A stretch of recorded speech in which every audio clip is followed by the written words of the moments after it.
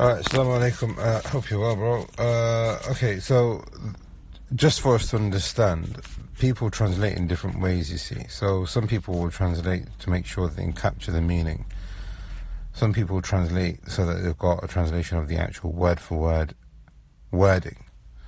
So I think what this brother's done is he's just giving them a rough idea as to what's going on, but obviously you just want the actual word for word. So that's what I'm going to do on this voice note. But what he did is actually quite good, and it's important that we understand the meaning because it actually helps us appreciate the wording and some of the things surrounding the wording. Now, this book, Durr al-Manthur, is written by Imam Suyuti. It's a book in tafsir, and it's well known that Suyuti was one of the scholars of Hadith, but he was he used to accept narrations which probably don't meet the criteria of the rest of Ahl Hadith, if that makes sense.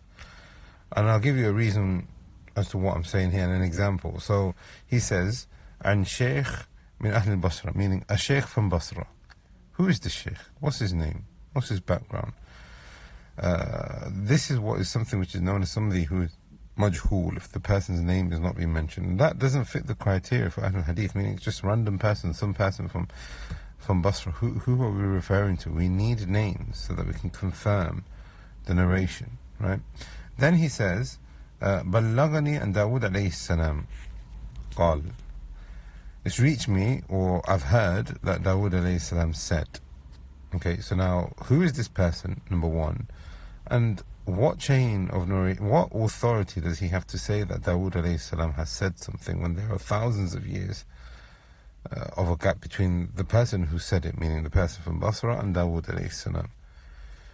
So this is what I'm trying to say to you. These facts would not be something which is acceptable as criterion with the ulama of hadith, and they would render it invalid. However, there's a big however, if the Balaghni is supported by something which is similar and it has a chain of narration, or something which generally fits in with the understanding within Islam, then despite the fact that that narration itself is weak, the meaning is accepted. And this is what I was saying in the beginning, that meaning and translation by meaning sometimes is very important that we understand it.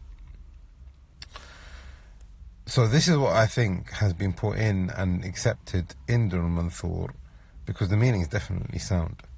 Dawood alayhi salam says, Rabbi arini asfiyaik min khalqik man hum. My Lord, show me the purest asfiyaik from your creation, min khalqik man hum, who are they? قال, meaning Allah subhanahu wa ta'ala then responds, النقي الكفين, نقي الكفين, a person who is pure in his hands, meaning his earnings are pure. نقي القلب, his heart is pure, meaning the person is sincere, the person doesn't have bad thoughts of others, doesn't have bad thoughts of Allah, etc. يمشي تماما, he walks upright, meaning this is in reference to his religion, not necessarily the way he actually walks. He is upon the Sirat al-Mustaqim, he is walking upright. وَيَقُولُ صَوَابًا, and what he says is correct, meaning he's got ilm. This person is the purest of Allah's creation. But then in the rest of the document here, Umar radiallahu anh has been narrated to say something similar. مَا دُمْتَ نَقِيُّ الْقَلْبِ, as long as you've got a pure heart, فأنت تقولها حقيقة, you are always going to say what is correct, you are always going to say what is true and, you know, the reality of the situation. So this narration here about Dawood alayhi salam, and the ulama, the Salaf used to do this a lot as well, they will bring narrations that they've heard from what the prophets have been alleged to say, but the meaning would be sound. So it's been said that, you know, Isa said, or Musa said, or Ibrahim said, or Dawood said. And the people of the book have these narrations because they believe in these prophets. But we take it from the meaning that they've got within it. And the meaning in this narration is definitely something which is sound. Whether Dawood actually said it or not, this needs further investigation. We ask Allah subhanahu wa ta'ala that He makes us of those who are from the best of Allah's creation. هذا والله أعلم. السلام عليكم ورحمة الله وبركاته.